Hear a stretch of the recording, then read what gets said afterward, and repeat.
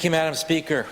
You know, Madam Speaker, since the last Liberal government fired the Chief Medical Officer of Health, Dr. ÉLUS Cleary, without cause and dismantled her office when the Chief Medical Officer of Health still had responsibility for leading a teams of health professionals, teams of people to help ensure New Brunswickers are protected, that improve the health of New Brunswickers and they stay well. An environmental health team to deal with the environmental determinants of health, a population health team to deal with the health of the overall population, and a team of public health inspectors, Madam Speaker. Those were all under the supervision and leadership of the Chief Medical Officer of Health. That was dismantled and they were distributed throughout the civil service, Madam Speaker. So why is this government and did the previous government have difficulty in retaining medical officers of health regionally or deputy chief medical officers of health?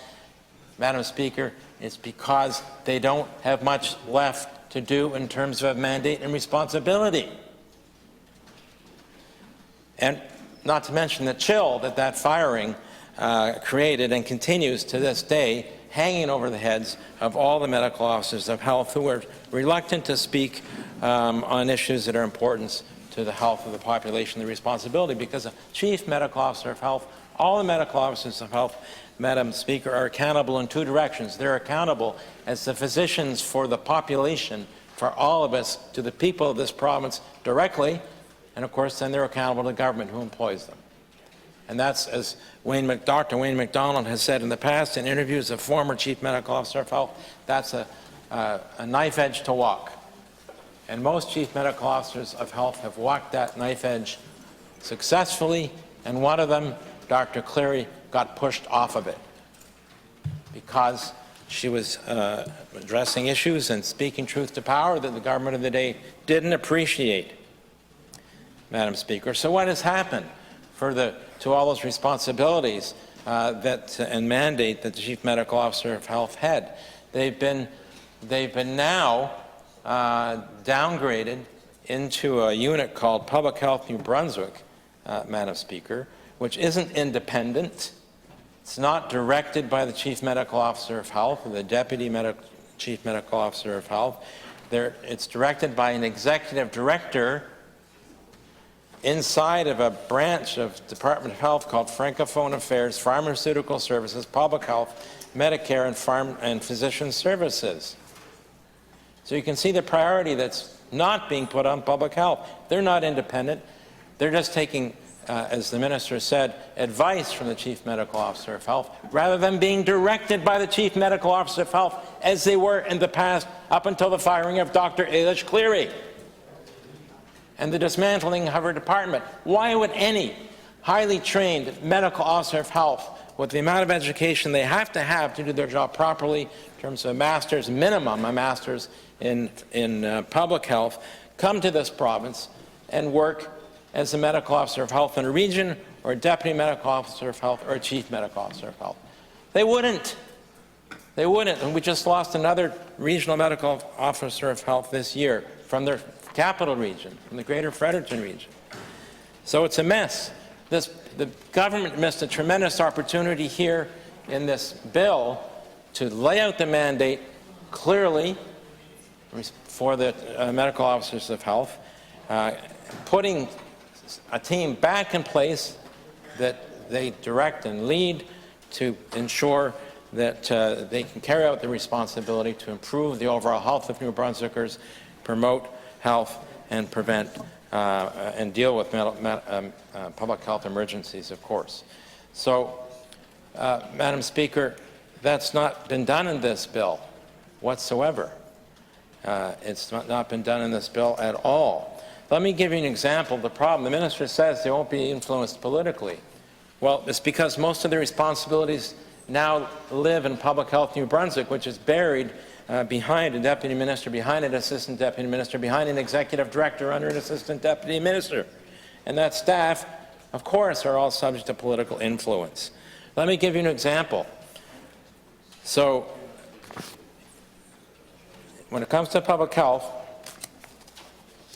it's recognized well that alcohol use is a leading cause of disease, disability, and premature death across Canada, including New Brunswick, even though these harms are preventable. Now, right now, the campaign, which is a bit invisible, I must say, but it's on the website if you can find it, to try and address, to try and encourage the reduction of alcohol consumption, particularly it's targeted at specific audiences, I expect, is happening within Public Health New Brunswick, which is subject to political influence.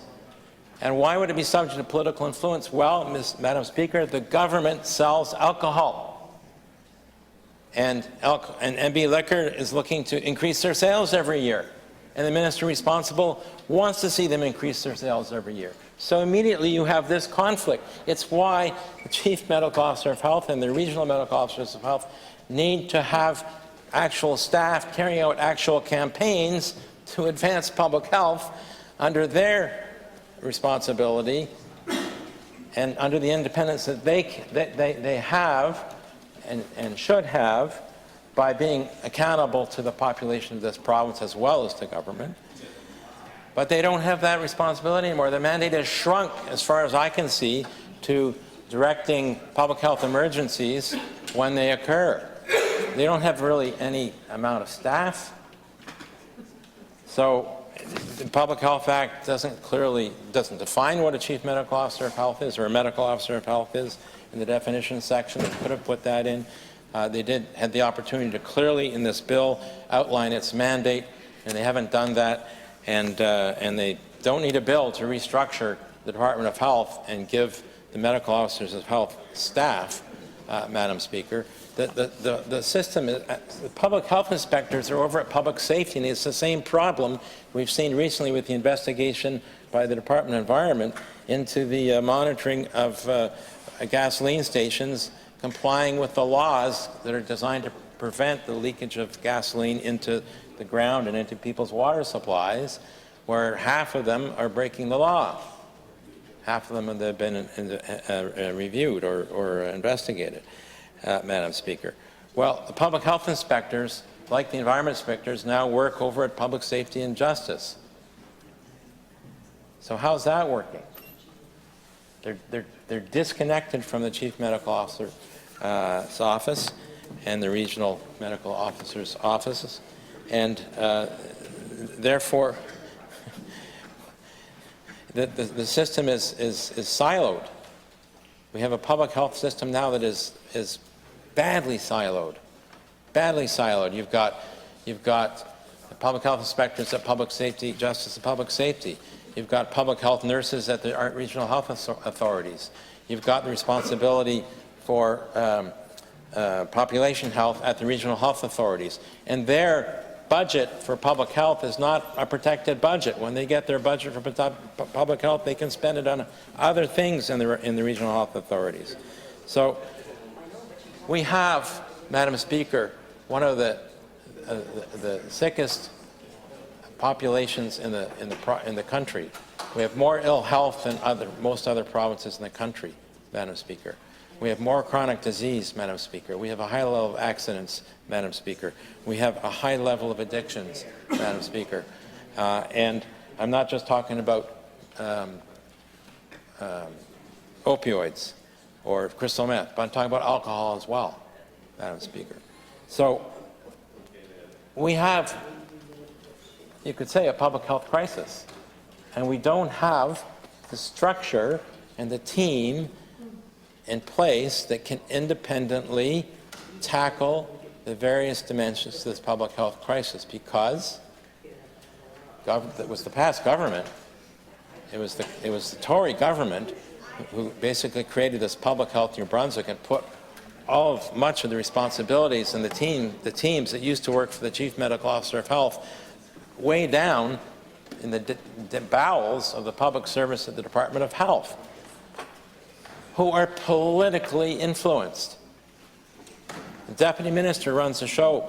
The Assistant Deputy Minister works for the Deputy Minister. The Executive Director works for the Assistant Deputy Minister. And all of the expertise in public health works underneath that executive director. So the leader of the official opposition says this is an important issue to discuss or an important bill. It's a very important bill, Madam Speaker, in terms of addressing the health of our population, because the opportunities that should have been seized with this bill have not been seized. The minister had an excellent opportunity to begin to fix the problem that the last Liberal government created when they fired Dr. Cleary and dismantled her office and reduced the authority of and mandate of the medical officers of health to something very narrow, and didn't take that opportunity. I know the previous government didn't think public health, preventative health care or health promotion were important because it wasn't in their health plan. For some reason, it was taken out, Madam Speaker. The minister of the day, Mr. Shepherd, she had it in her discussion paper as one of the pillars of the health plan that they wanted to create. When the health plan came out, that pillar had been axed, gone. The health plan that the current government has adopted builds off of the Conservative health plan and still doesn't have preventative health care or health promotion as an important pillar in its health plan. This is political expediency, Madam Speaker, because when you're talking about health promotion and preventative health care, the payoffs of the investments in that are long-term.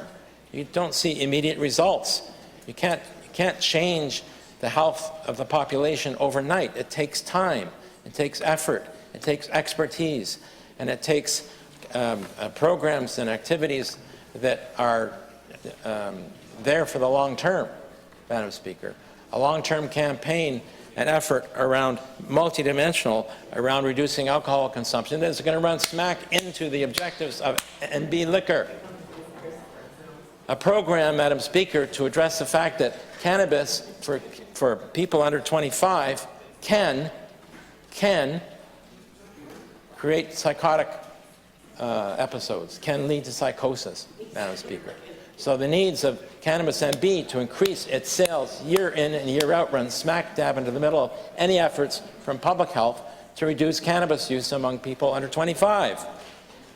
This is what it means, Madam Speaker, there's a need for public health to be independent of political influence, especially when government is in the business of selling drugs, alcohol, and cannabis that create serious health problems.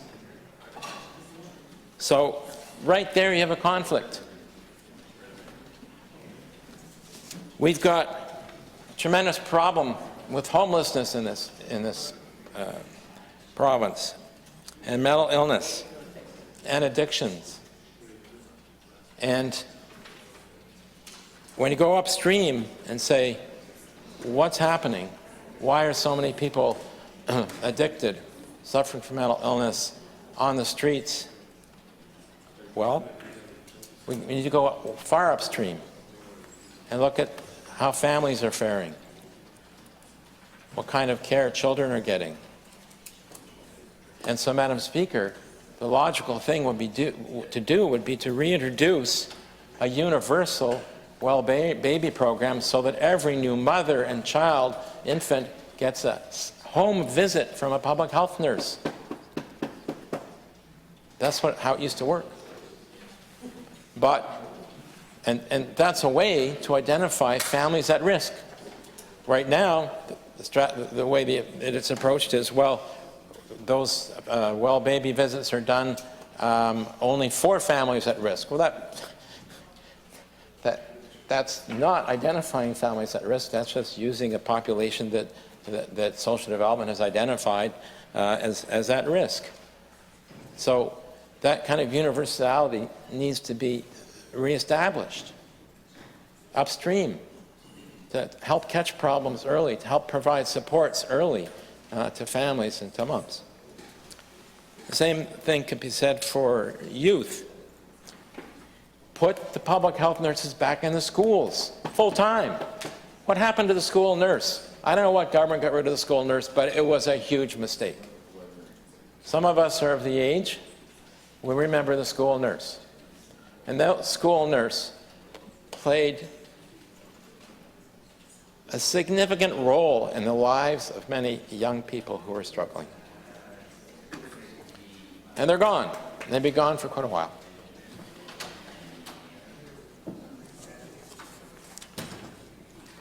So, Madam Speaker, it is disappointing. It is disappointing that this opportunity has been lost. Now, you know, we will probably bring forward some amendments on this bill, but the narrowness of the bill will limit the kinds of amendments that we can make, and it will not enable us to ensure the kinds of things that this bill should have brought to fix the problems that have been caused by the last couple of governments in diminishing the role of public health, undermining it, stripping responsibilities from the Chief Medical Officer of Health and the Regional Medical Officers of Health, Madam Speaker, and ending the chill that still vibrates through the system. There's work to be done, a lot of work to be done, and we can't wait because we need to put in place the teams of people working for the medical officers of health and ensure that they have the budget and the mandate to tackle the health of our population. And they don't, and they need to. And Madam Speaker, we'll continue to work hard to see that that happens. Thank you.